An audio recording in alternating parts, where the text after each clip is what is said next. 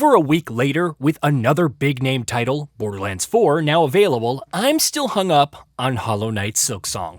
It shouldn't come as a surprise to anyone because A, it's one of the most anticipated games of the year, and B, it's an incredibly massive game teeming with secrets to discover. At times, it doesn't feel real. If I hadn't actually ventured through Pharloom's gorgeous, elaborately detailed, and sometimes exceedingly depressive biomes, I'd still believe it was the lead-up to an elaborate prank by Team Cherry. And yet, here we are. Of course, based on other impressions, currently 93 on Metacritic and 92 on OpenCritic, I'm not the only one impressed with Silksong as a whole. The player numbers don't lie either. Despite dropping significantly since their all-time peak of nearly 588,000 on Steam, it still averaged over 375,000 concurrent players in the past 24 hours. Remember that Hollow Knight's all-time hit peak was at 95,655 concurrent players just last week, and that was in the midst of extraordinary hype.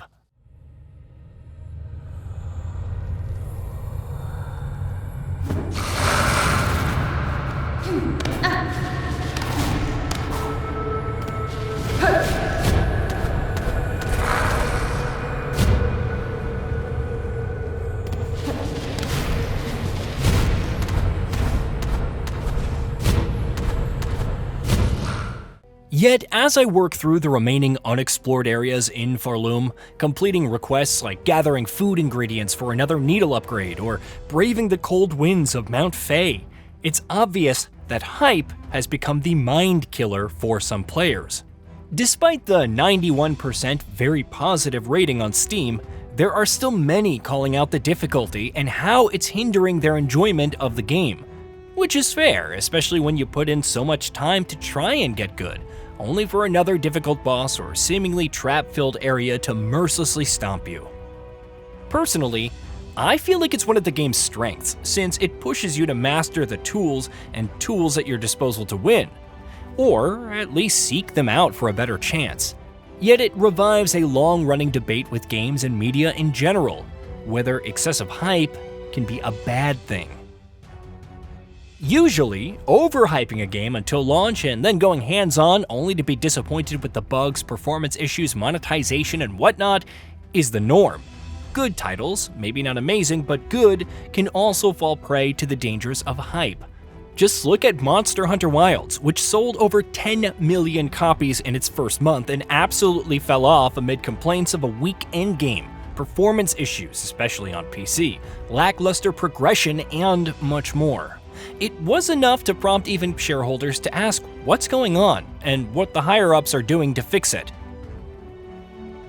Hollow Knight's Silksong is a different matter though. Even with some bugs that remain to be fixed, technical, not in-game, it's polished to a pretty amazing degree. In terms of environmental design, bosses, combat, traversal, art, and music, it's more than lived up to the hype for many people. Its $19.99 price tag, a veritable steal based on the amount of content alone, and yet some players' experience is muddled simply because they're taking too much damage. The difficulty increase shouldn't be too surprising for those who played the original Hollow Knight, especially with the amount of movement options that Hornet has to keep pace and avoid damage. Yet you have to wonder if maybe those same players shouldn't have succumbed to hype and rushed in blind. Maybe there wouldn't have been so many complaints about, of all things, boss runbacks, which really aren't even that brutal if you take advantage of your movement abilities. It's unsurprising how Team Cherry's first patch, out sometime next week, addresses only 2 early game bosses, slightly reduces the prices of benches in the mid-game, and slightly increases the currency earned from environmental objects. If you're still struggling, even with these changes, then maybe Hollow Knight Silksong isn't for you, and that's fine. The real issue is when it isn't, and many begin to complain simply because they blindly bought it in due to the hype. I'm not saying this could have all been avoided with pre-release reviews to set expectations accordingly, but perhaps they would have helped at least to prepare most potential consumers for what was coming. Then again, even the majority of positive impressions from critics have praised the difficulty alongside everything else. It's almost a reminder of when Elden Ring Shadow of the Erdtree was first released and how it received universal praise from critics in contrast to the backlash on Steam for the difficulty increase. Of course, when it comes to hype, it's all relative. If you told me back in the day that Mega Man Zero was a challenging side-scroller, one that would test my patience, would that have dulled my hype?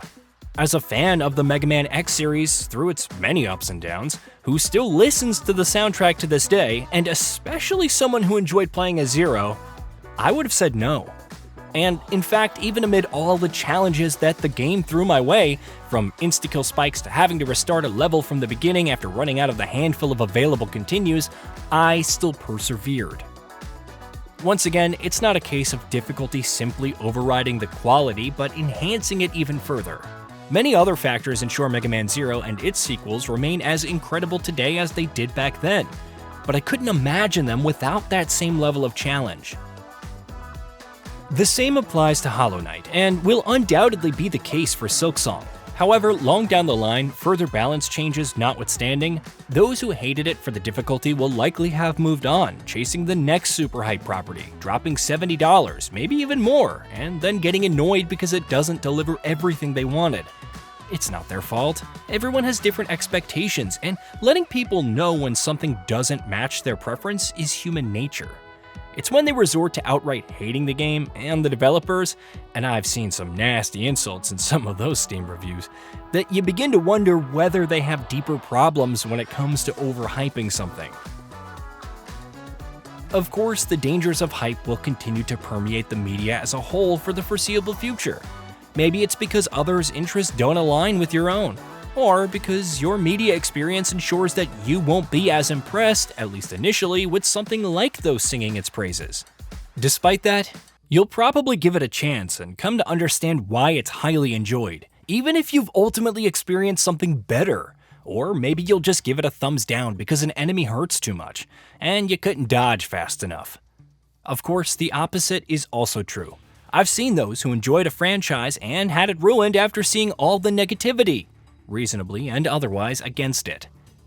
It's still something to keep in mind though, especially with so many hype titles launching in the coming months, from Ghosts of Yotei and Metroid Prime 4 Beyond to perhaps the granddaddy of them all, Grand Theft Auto 6. As always, I'm keen to see what fans expect from them and how they'll ultimately land when it's all said and done. But maybe, just maybe, do some research before going into any of them blind. Hey, did you know that we at GamingBolt upload new videos every day? Stick around, drop a like, subscribe, and hit that bell. And let us know what kind of content you'd like to see in the future with a comment below.